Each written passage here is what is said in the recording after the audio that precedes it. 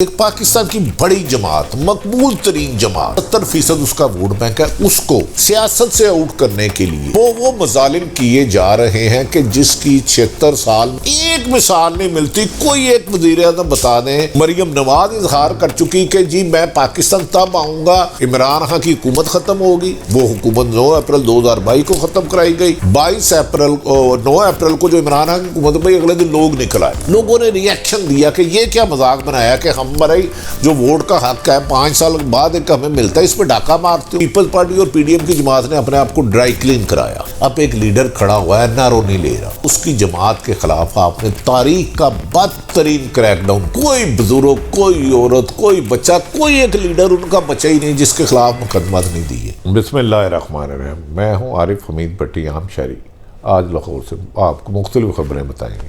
नाज़रीन, आजकल मौसम तो सर्द होता जा रहा है, लेकिन सियासी गर्मी का प्रेशर बहुत ज़्यादा हो गया। यहाँ तक कि एक पाकिस्तान की बड़ी जमात, मकबूल तरीन जमात, जो इस वक्त मुख्तलिफ सर्वे में, मुख्तलिफ राय में कि 70% उसका वोट बैंक है, उसको सियासी निज़ाम से निकालने के लिए, सियासत से आउट करने के लिए वो मजालिम किए जा रहे हैं कि जिसकी 76 साल में एक मिसाल नहीं मिलती। कोई एक वज़ीर आज़म बता दें जिस पर 200 मुकदमात हों। कोई एक ऐसी जो नवाज शरीफ साहब को सहूलत मिल रही है जिसे इमरान खान लंदन प्लान कहते हैं, मेरे खबरों के मुताबिक वो ठीक है। मरियम नवाज इजहार कर चुकी कि जी मैं पाकिस्तान तब आऊँगा जब इमरान खान की हुकूमत ख़त्म होगी। वो हुकूमत 9 अप्रैल 2022 को ख़त्म कराई गई। साइफर एक आया, साइफर को उन्होंने काबीना में लेकर गए, सलामती कौंसिल के इजलास में डिस्कस हुआ, लेकिन हुकूमत ख़त्म की तो माजी में जो हुकूमतें ख़त्म होती थी, दो दफ़ा पीपल्स पार्टी की नून हुई, लोग खुश होते थे। लेकिन लाखों की तादाद में 9 अप्रैल को जो इमरान खान की हुकूमत में अगले दिन लोग निकल आए, लोगों ने रिएक्शन दिया कि ये क्या मजाक बनाया कि हम मराई जो वोट का हक है 5 साल बाद एक हमें मिलता है, इस पर डाका मारते हो। लोगों ने उसको नहीं माना। पीडीएम की 13 जमातें, किसी का सर, किसी का नाक, किसी का पाँव पकड़ के चूचू का मरबा बनाया गया। उन्होंने माँ सवाए अपनी केसेस ख़त्म कराने के अरबों रुपए, खरबों रुपए के पीपल्स पार्टी और पीडीएम की जमात ने अपने आप को ड्राई क्लीन कराया। उस ड्राई क्लीन की आवाम ने कीमत ये दी कि 100 गुना ज़्यादा महंगाई बढ़ गई। बिजली की कीमत इतनी बढ़ गई कि घर का किराया देने की बजाय आपको कुछ सामान बेचना पड़ता था। आप रोटी एक वक्त की नहीं खा सकते थे। इनके जुल्म सितम की दास्तान रही। फिर जब उस वक्त पीडीएम की हुकूमत नहीं, एक सियासी जमात ने अपना आईनी हक इस्तेमाल किया। माजी में भी लॉन्ग मार्च होते रहे, माजी में भी जलसे होते रहे, माजी में भी जुलूस होते रहे। खुद इमरान खान की हुकूमत में बिलावल ने लॉन्ग मार्च किया, मौलाना फजलुर रहमान ने किया, लेकिन जब इन्होंने किया तो इन्होंने वहशियाना तशद्दुद किया, गोलियाँ चलाई, लाठीचार्ज किया, शेलिंग की, मारदाड़ की, पकड़ दी। लेकिन आवाम में आहिस्ता आहिस्ता मुस्लिम लीग नून और पीडीएम में फासला बढ़ता गया और इमरान खान ने इस फासले को अपनी तरफ समेट लिया। माजी में ये होता था कि अगर किसी की हुकूमत जाती थी वो डील करके मुल्क से बाहर चले जाते थे। मुशर्रफ ज़ियाउल हक दौर में भट्टो ने फांसी ली, आज तक नाम है। नवाज शरीफ मुशर्रफ दौर में डील करके सऊदी अरब चले गए। इस दफ़ा ख्वाजा आसफ ने खुद कहा हमें तो कमर जवेद बाजवा ने भेजा, लंदन चले गए। लेकिन इमरान खान डट गए और उसके साथ अवाम भी डट गई। अवाम ने भी ज़िद बना ली कि वोट इमरान खान का। अब उसको निकालने के लिए ये होचे कंडे किए जा रहे हैं। सेनेट में बेजान सी 103 बंदे हैं, अपने करारदाद मंजूर करा ली। उसकी आइनी और कानूनी हैसियत ही नहीं है। जो लोग वोट से, ताकत से डरते हैं, वो चोर दरबारों से इक़्तिदार में आते हैं। जो चोर दरबारों से इक़्तिदार में आते हैं वो कभी इंडिपेंडेंट फ़ैसला कर ही नहीं सकते, अवामी मफाद में फ़ैसला ही नहीं कर सकते। लंदन 4 साल रह के पाकिस्तान को 4 साल गुरबत की चक्की में छोड़ के, पहले आप जद्दे छोड़ के चले गए, अब फिर लंदन छोड़ के चले गए। अब एक लीडर खड़ा हुआ है, नारो नहीं ले रहा। अब उसकी जमात के ख़िलाफ़ आपने तारीख का बदतरीन क्रैकडाउन किया।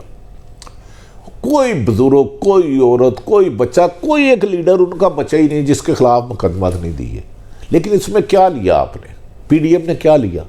अवाम का काम, अवाम की नफरत, क्योंकि अवाम ने इस जुल्म के ख़िलाफ़ खड़ी हो गई। उसने लंदन प्लान को मानने से इनकार कर दिया। लंदन प्लान का हिस्सा था। नवाज शरीफ आएंगे, सरकारी पीएम का प्रोटोकॉल मिलेगा, वो मिला। वो नवाज शरीफ आएंगे तो इमरान खान गिरफ्तार होंगे, वो हुए। वो लंदन प्लान का हिस्सा, तो उसे सियासत से आउट किया जाएगा। लेकिन सियासत से आउट करने वाले बल्ले का निशान तो ले सके, आवाम के दिलों से इमरान खान को नहीं निकाल सके। और इसमें मेरा ख्याल है उनका तसलसल के साथ जद्दोजहद करना, झुकना ना, एनआरओ ना लेना, उसकी ये वजह है।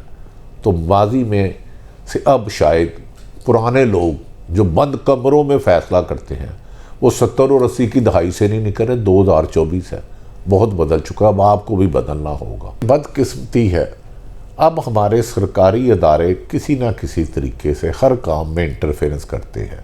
मैं लफ्ज़ पहले भी कह रहा हूँ, जिस दिन कोई सियासतदान सरकारी अदारे ब्यूरोक्रेट्स की मर्जी के बगैर 1 रुपया करप्शन नहीं कर सकता। आपने पुल बनाना है तो ब्यूरोक्रेट को लाना है, आपने सड़क बनानी है, आपने हस्पताल बनाना है, आपने स्कूल बनाना है, आपने मोटरवे बनानी है। ब्यूरोक्रेसी तबाह कर गई इस मुल्क को। और कुछ और अदारे जो बहुत काबिल एहतराम है, बदकिस्मती है वो अपने दायरा इख्तियार से निकलते हैं। सियासत जाके उनके पाँव पकड़ते हैं, हमें हुकूमत दिलाओ, और उनको भी अपना दायरा इख्तियार महदूद करना होगा अपने आइनी काम खत तक। जब तक ये इंटरफेरेंस रहेगी, इंसाफ नहीं होगा, रूल ऑफ लॉ नहीं होगा। इसमें सियासी ब्यूरोक्रेसी भी शामिल है और पॉलिटिकल अशराफिया भी शामिल है, क्योंकि इक़्तिदार के लिए ये चोर दरवाज़ा ढूंढते हैं और बाद में फिर चोरों को चौकीदार बना के कभी घरों की हिफाजत नहीं होती, ना काबिल तलाफ़ी नुकसान होता। कुछ सियासतदान है और इनके साथ पसे पर्दा यकीनन किसी ना किसी की हमायत है। अकेले तो बेचारे ये बेरी से बेर नहीं तोड़ सकते, तो इलेक्शन आगे क्या कराएंगे, क्या पिद्दी और क्या पिद्दी का शोरबा। खुद बैसाखियों को सहारे आते हैं, सियासत में आते हैं, सीटें लेते हैं, लेकिन वो ऐसी कुव्वतें हैं जो इंसानी हकूक़ को सलब कर रही हैं।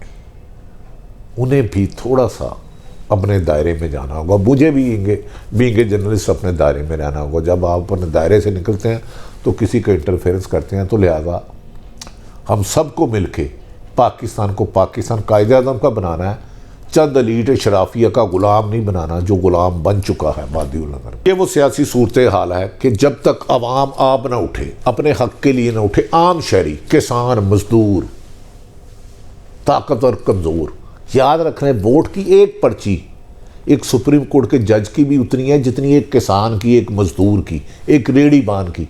वो 2 नहीं है वोट उसके। आप सब उठे अपने हक के लिए। और ब्यूरोक्रेसी से गुजारिश है, ये पुतली तमाशे की तरह नाचना छोड़ दें, आइन और कानून के मुताबिक अपनी जिम्मेदारियां पूरी करें। किसी पर जुल्म करना नहीं है। कायदे-ए-आज़म ने इसीलिए ब्यूरोक्रेसी को कहा था आप किसी एक सियासतदान के गुलाम नहीं हैं, आइन और कानून के मुताबिक। जब तक रूल ऑफ लॉ नहीं होगा, ताकतवर और कमज़ोर के लिए एक कानून नहीं होगा, जब तक लोगों को आप तालीम, सेहत, रोज़गार, इंसाफ की सहूलतें नहीं देंगे, अमन का ख्वाब आपका चकनाचूर रहेगा।